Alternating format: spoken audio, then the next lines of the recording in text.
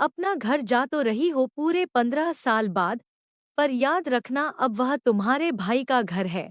जानती हूँ, अब भाई का घर है पर आत्मा अभी भी बाबूजी की ही धड़कती होगी वहाँ। गरिमा ने अधिकारपूर्वक जवाब दिया था। बाबूजी के पार्थिव शरीर को देखकर गरिमा से लिपटकर कितना रोया था तनय। ब्रह्मभोज, शांति पूजन इत्यादि सारे कार्य पूरे हो जाने के बाद उसकी बस एक ही रट थी, दीदी तुम यहीं रुक जाओ, जीजाजी को जाने दो अमेरिका, मुझे कौन संभालेगा, मैं कैसे रहूंगा तुम्हारे बिना। तनय गरिमा से 8 साल छोटा था। माँ कैंसर जैसी जानलेवा बीमारी से जूझती हुई अंत में तनय के प्रति माँ का अपूर्ण उत्तरदायित्व भी गरिमा के नाजुक कंधों पर डाल गई थी। तब से गरिमा ही माँ और बहन दोनों ही जिम्मेदारी लगन एवं विश्वास से निभाती आ रही थी। तनय की भीगती आंखें, भाभी कीर्ति का उदास चेहरा और 2 साल की सौम्या। मायके की इस अंतिम स्मृति को मन में संजोए गरिमा बड़ी ही उत्सुकता के साथ अपने देश, अपनी मिट्टी में लौट रही थी। उन स्मृतियों में वह भीतर तक एक कोमल उष्णता से भर गई थी।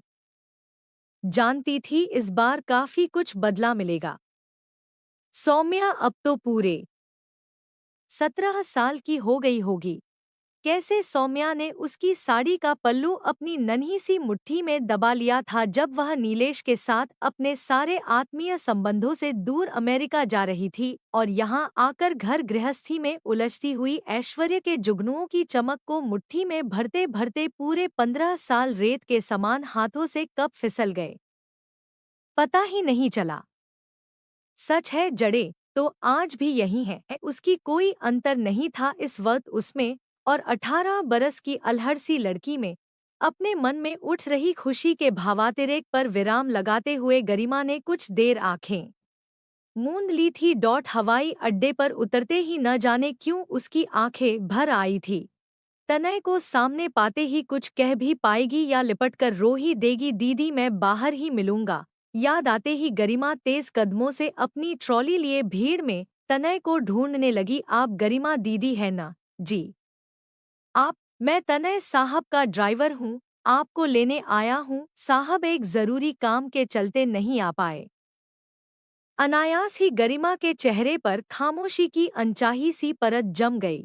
मन के अंधेरे में वह कुछ टटोलने लगी थी। घर पहुंचते ही ड्राइवर सामान लेकर आगे आगे चलने लगा और गरिमा अजनबी की भांति उसके पीछे पीछे घर की सीढ़ियां चढ़ने लगी। घंटी बजाते ही थोड़ी देर बाद सौम्या ने यत्नपूर्वक मुस्कान के साथ दरवाजा खोला। नमस्ते बुआ। गरिमा भावातिरेक में अपनी 2 साल की गुड़िया को गले से भींच लेना चाहती थी, पर तब तक सौम्या लगभग पलटते हुए मम्मी देखो बुआ आ गई कहकर वहां से जा चुकी थी। अरे दीदी, कब आई? कितने सालों बाद आपको देख रही हूँ। इतने लंबे सफर से थक गई होगी, चाहे तो आराम कर लीजिए। बोझिल मन की थकान तन पर भी उतर आई थी सामान्य वार्तालाप के बाद। भाभी भी अपनी दिनचर्या में मग्न हो गई थी। सामान गेस्ट रूम के एक कोने में रखा जा चुका था। मायके का यही कोना उसके अधिकारों की सीमा का बोध कराता हुआ। गरिमा उस अनचिन्हे परिवेश से पहचान बनाते हुए छत पर नजरें गड़ाए बीते हुए कल को ढूंढने लगी थी। नींद खुली तो बाहर से आ रही तनय की आवाज सुनते ही गरिमा उठ खड़ी हुई। तू कब आया? उठा दिया होता, तुझे देखने को कब से मेरी आंखें तरस रही थी। दीदी आप सो रही थी इसलिए उठाया नहीं। कैसी है आप और जीजाजी? तनय ने पैर छूते हुए पूछा। एकाएक गरिमा के मुंह से निकला, अपनी दीदी से गले भी नहीं मिलेगा? ओह हाँ दीदी, क्यों नहीं।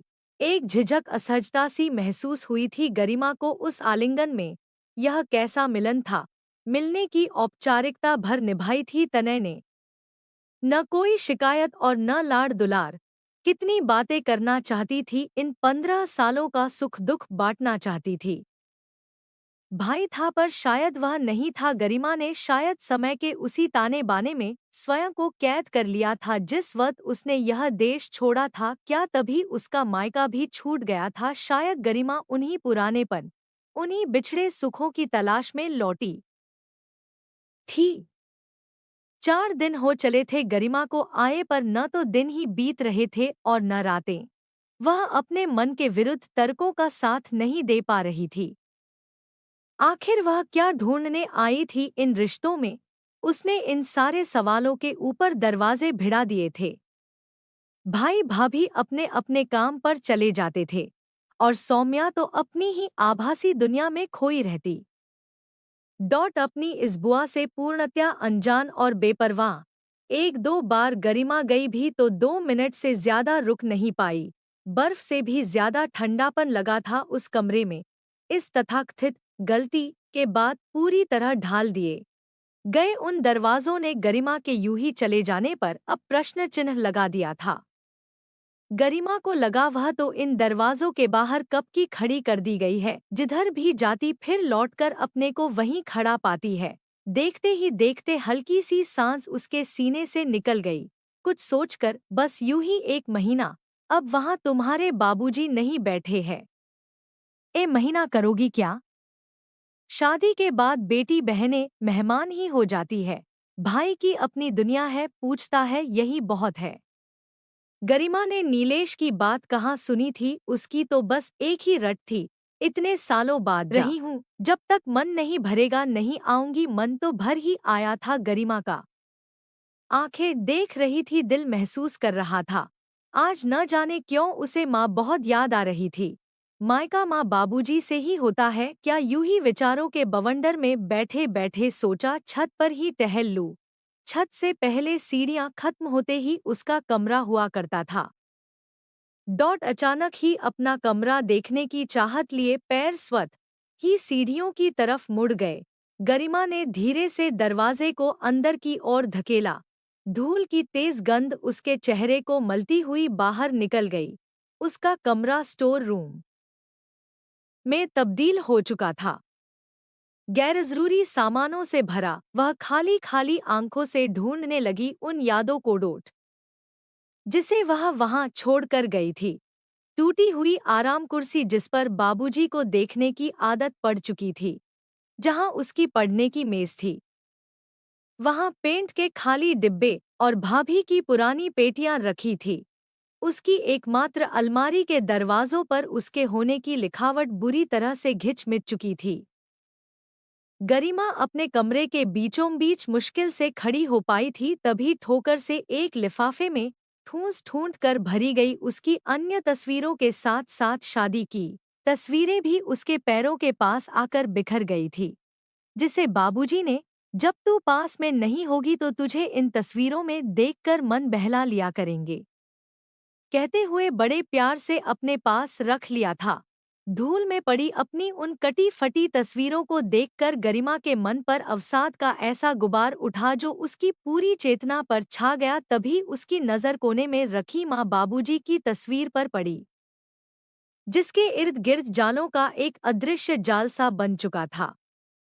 तस्वीर की यह दुर्दशा देखते ही गरिमा फूट फूट कर रो पड़ी। विश्वास का बांध जिसके सहारे वह परदेश से यहाँ तक आई थी, पलक झपकते ही तिनके के समान भाई के प्रति उसकी ममता के मंदिर को बहाकर ले गया। ऐसे में माँ बाबूजी ही उसका सहारा बने, मानो उसे देर तक सहलाते रहे, पगली, वर्त कभी नहीं रुकता। तू जिस यादों की डोर को थामे यहाँ आई है, वह तो वर्त के बहाव में कब का बह चुका है। ठहरे हुए वर्त की सतह पर सिवाय दुख तकलीफ की काई के कुछ हासिल नहीं होता। एक एक कदम में गरिमा ने न जाने कितनी यादों का सफर तय कर लिया था, जैसे उसकी जिंदगी के रंगमंच पर कोई जादूगर अपना शो कर रहा है। पृष्ठभूमि के दृश्य बदलते जा रहे हैं। अनायास ही लगा जैसे दरवाजे के पीछे दो चोटी बांधे कोई छाया उसको एकटक निहार रही है। बोझिल मन लिए चुपचाप सी गरिमा छत से बाहर देख रही थी। उसकी मनोस्थिति का साथ देने के लिए पेड़ और पत्ते भी जड़ हो गए थे। शाम होने पर भी सूरज ने अपना रंग नहीं बदला था। आज उसे अपना यहाँ होना भी फालतू लग रहा था। क्यों आई वो यहाँ? गरिमा जब भी रसोई घर में हाथ बटाने की कोशिश करती तो कीर्ति टोक देती, रहने दीजिए दीदी, आप यहाँ के वातावरण की अभ्यस्त भी नहीं है, और फिर आप 4 दिनों के लिए आई है, मेहमानों की तरह रह। यह कहते हुए कीर्ति ने उसे उसकी दिशा बता दी थी। हाँ दीदी, कीर्ति सही ही तो कह रही है। खुशी खुशी आइए, खुशी खुशी जाइए। हमारी फिक्र मत क्या कीजिए। आजकल वर्त भी किसके पास है। वैसे दीदी आप एक हफ्ते तो रहेगी न, एक महीना रुककर। शायद गरिमा कोई गुनाह ही करने जा रही थी इसलिए दबा गई बात कोड़ोट। बस इतना ही पूछ पाई। तनय माँ बाबूजी की तस्वीर कहाँ लगाई है तुमने? तनय ने इस अप्रत्याशित से प्रश्न का बड़ी ही निर्लज्जता पूर्वक जवाब दिया। पिछले साल रंगरोगन के कारण उनकी तस्वीरों को हटाना पड़ा था, पर बाद में नए वॉलपेपर के लगने के बाद तस्वीर लगाने से वो रौनक नहीं आ रही थी, इसलिए हटाकर रख दी। मन की पीड़ा को सुन्न करने का कोई इलाज अभी तक क्यों नहीं बना? एक रिश्ता जो कभी अपना था अब जाकर पहचान के दूसरे छोर पर खड़ा था, और वह रिश्तों की भूल भुलैया में खड़ी इस ढहे हुए घर की सपाट भुरभुरी जमीन को देख रही थी बस। उस रात गरिमा पानी लेने उठी, तभी सौम्या की ऊंची उठ रही आवाज स्वत ही गरिमा के कानों से जा टकराई थी। पापा, बुआ आखिर कब तक यहाँ रहने वाली है? आप पूछते क्यों नहीं? मिलने आई थी, मिल तो ली ना, अब क्या पूरा महीना हमारे सिर पर मंडराती रहेगी? तनय की खामोशी सौम्या की इस धृष्टता को पूरा समर्थन दे रही थी। इससे ज्यादा कुछ और सुन नहीं पाई गरिमा। उसके नीचे का ठोस फर्श दलदल में बदल गया था और वह उसके स्याह गहरे गड्ढे में धंसती जा रही थी। उसने संभलना चाहा, मगर सौम्या का एक एक शब्द दहकते कोयले की तरह उसके सीने को दाग गया। नहीं नहीं, यह संस्कार थोड़े ही रोपे है। इस घर ने शायद नई पीढ़ी की उच्छृंखलता डॉट पर तनय की खामोशी का क्या अर्थ निकाले? एक सूत्र जो उसे इस घर से जोड़े हुआ था वह आज चटक गया था। बहुत कुछ उमड़ा पर सब धुआं धुआं, ठोस कुछ भी नहीं जो शब्दों का आकार ले। पता क्या गरिमा ने कोई अपराध किया था? उसका जन्म स्रोत है यहाँ, इसीलिए 15 साल बाद भी यहाँ का मोह खींच लाया था। आज वह चाह रही थी सब कुछ नए सिरे से लिखा जाए।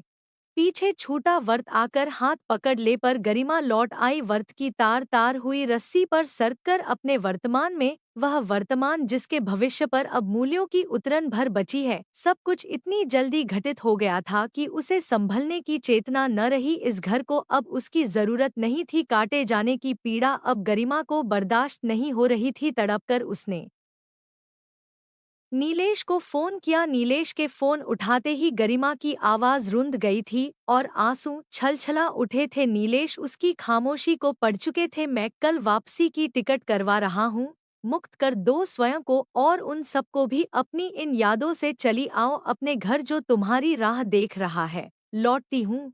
थकी सी गरिमा इस बार प्रतिवाद नहीं कर पाई थी।